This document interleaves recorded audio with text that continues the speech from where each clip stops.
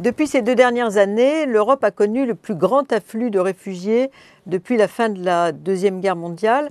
Il faut quand même rappeler qu'on a eu beaucoup de déplacements de population, mais qui n'étaient pas des réfugiés dans ces périodes, de 1945 et les années qui ont suivi, qui étaient ce qu'on appelle des désenchevêtrements ethniques. C'est-à-dire qu'on a eu par exemple 12 millions de retournés, des Vertriebene, qui étaient des gens qui habitaient dans ce qui était l'Allemagne jusqu'en 1945 et ce qui est devenu la Pologne, et qui ont repris donc le chemin de l'Allemagne après 1945 en Basse-Silésie, Haute-Silésie, Poméranie et Prusse orientale, ainsi qu'à Königsberg, qui est devenu Kaliningrad, 12 millions donc.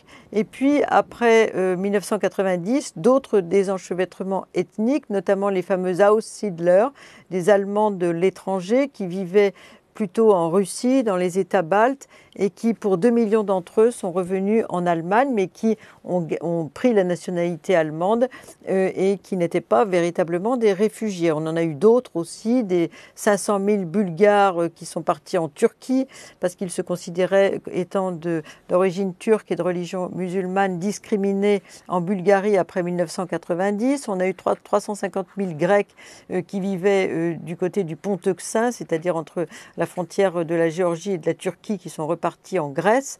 Et on a eu quelques autres désenchevêtrements de nationalités entre la République tchèque et la Slovaquie au moment de la partition des deux pays. Et donc on a eu toute une série de phénomènes, mais qui sont plutôt des mouvements ethniques sans qu'il s'agisse véritablement de réfugiés. 2 pics de réfugiés, celui de ces dernières années, donc on avait habituellement 220 000 demandeurs d'asile vers l'Europe chaque année, et on est passé à 625 000 en 2014 et à 1,2 million en 2015. Donc du jamais vu, même si dans les années 90, on avait autour de 500 000 demandes d'asile par an. Et déjà à l'époque, c'était l'Allemagne qui avait accueilli le plus de réfugiés, qui venaient essentiellement du bloc communiste et qui voulaient se prévaloir des maltraitances dont ils avaient été l'objet. Avec la crise syrienne, qui n'était pas prévue comme telle pour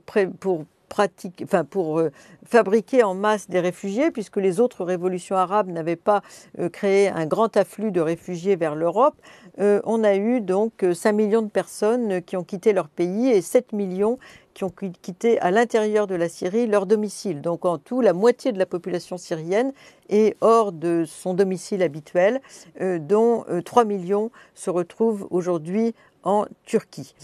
Les choses ont été gérées à l'échelon européen, mais assez mal vécues par la plupart des pays de l'Union européenne, parce qu'ils considéraient que ces réfugiés étaient des intrus dans des politiques restrictives qui incluent aussi l'attitude à l'égard des réfugiés. Et c'est l'Allemagne qui s'est distinguée de ses voisins quand, suite d'ailleurs à la photo très largement diffusée dans le monde du petit Aylan Kurdi, un jeune enfant de 3 ans, photographié mort sur la côte turque, dont les parents avaient essayé de traverser jusqu'en Grèce et dont le bateau avait fait naufrage. Ça a ému l'opinion internationale, et Madame Merkel, début septembre 2015, a annoncé qu'elle était prête, avec son pays, à accueillir 800 000 demandeurs d'asile en Allemagne. Les autres pays européens se sont divisés en plusieurs positions, notamment après avoir refusé le partage du fardeau, comme on dit, le burden sharing entre pays européens. Pendant longtemps, il ne faut pas oublier que les pays d'Europe du Nord, qui eux-mêmes accueillaient beaucoup de réfugiés, avaient un regard souvent un peu critique à l'égard de la façon dont le sud de l'Europe gérait ces nouveaux arrivants, Italie et Grèce.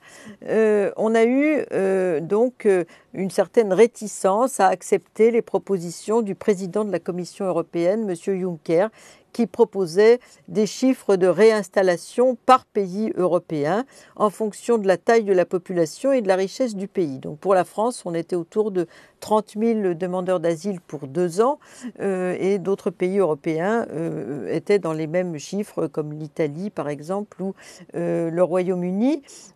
Tout d'abord, au printemps 2015, ils ont refusé catégoriquement ces réinstallations en disant qu'ils pratiquaient déjà le droit d'asile.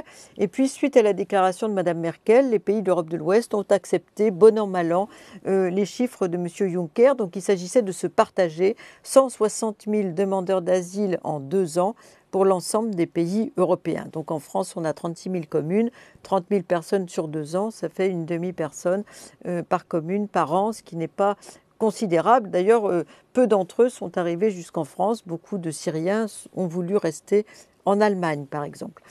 Donc, il y a eu un certain défaut de solidarité qui s'est accentué progressivement depuis l'été dernier entre l'Est et l'Ouest de l'Europe. Les pays de l'Est, qui eux-mêmes avaient accueilli beaucoup, il ne faut pas oublier qu'un pays comme la Hongrie a accueilli 90 000 demandeurs d'asile dans l'année 2014-2015, ont non seulement refusé les fameux quotas de réinstallation de l'Union européenne, mais ont dit qu'ils ne voulaient plus accueillir de demandeurs d'asile.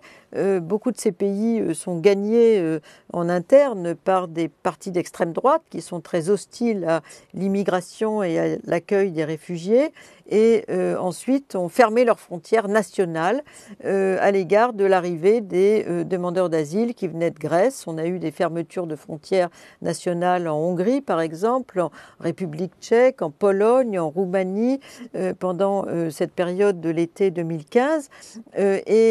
Certains pays ont dit on veut bien accueillir des réfugiés, mais seulement des chrétiens parmi les Syriens, par exemple, ce qui était le cas de la réponse de la République tchèque. Et d'autres pays ont dit qu'ils refusaient même, ils étaient prêts à refuser les subventions européennes pour leur développement local ou régional si on les, allégeait de l'accueil de nouveaux demandeurs d'asile, ce qui a été la réponse hongroise. Donc on a eu une ligne de fracture en Europe entre l'Est et l'Ouest.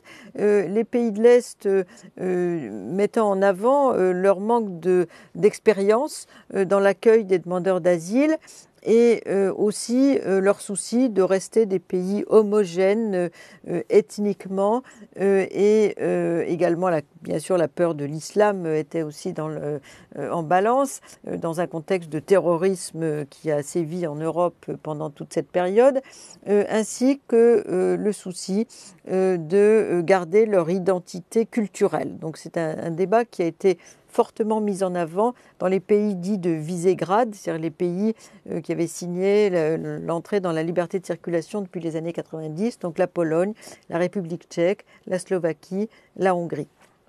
Donc des pays qui ont construit, d'ailleurs souvent étant des fragments de grands empires, leur existence d'État-nation sur précisément des appartenances ethniques, religieuses, culturelles, linguistiques et qui sont reprises aujourd'hui comme définition de leurs identités nationales pour se justifier de ne pas accepter davantage de réfugiés.